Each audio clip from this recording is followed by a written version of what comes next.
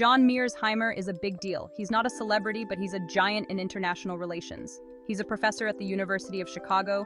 He's written best-selling books. He's known for his sharp mind and even sharper critiques of US foreign policy. But lately, he's been missing from a crucial conversation.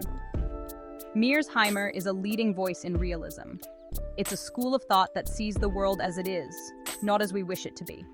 Realists believe power matters. They believe nations act in their own self-interest. And they believe that understanding these hard truths is vital to navigating the global chessboard. Now, you might not agree with everything Mearsheimer says. That's fine. Disagreement is healthy. But here's the thing. We're not even hearing what he has to say. And that's a problem. A big one.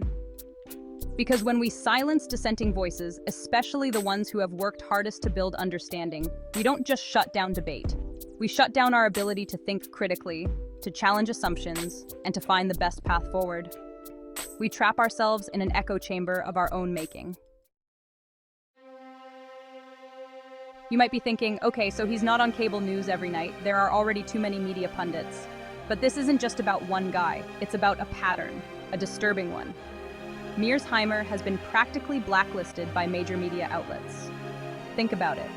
When was the last time you saw him interviewed on CNN, MSNBC, or Fox News? When was the last time he penned an op-ed for the New York Times or the Washington Post? The answer is clearly, ages ago at best. And it's not because he's boring. The man is a captivating speaker. He's got that tell-it-like-it-is style, spoken with a Bronx accent, that makes you want to listen, even if you disagree with him. No, it's because his views are considered too controversial, too outside the mainstream. He challenges the accepted narratives. He questions the motives of the powerful. And that makes people uncomfortable. But discomfort is not a good enough reason to silence someone. In fact, it might be the best reason to listen even more closely. Mearsheimer's exclusion points to a much larger problem: the homogenization of American media. We live in a world of shrinking newsrooms and expanding corporate ownership. The result?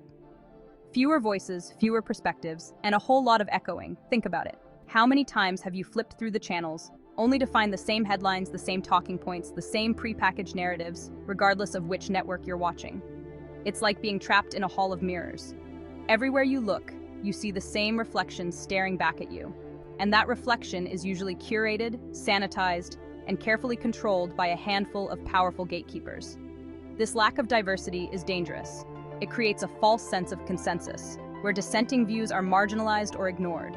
It stifles debate, discourages critical thinking, and ultimately undermines our ability to make informed decisions as citizens.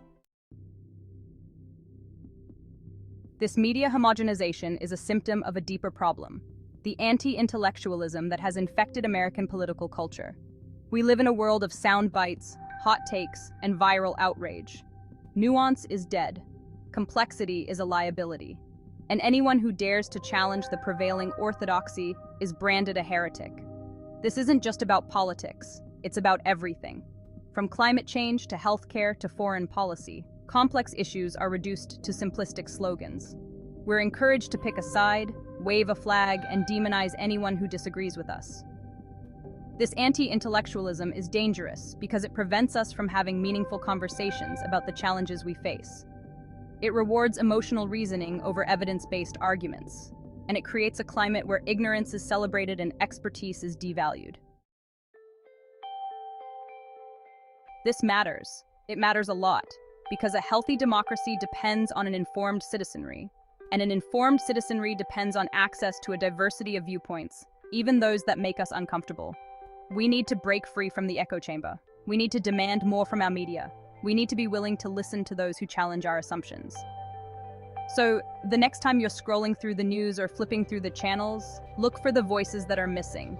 Seek out the perspectives that are being silenced, because the health of our democracy depends on it. Join the conversation at Fair Observer and subscribe to our YouTube channel.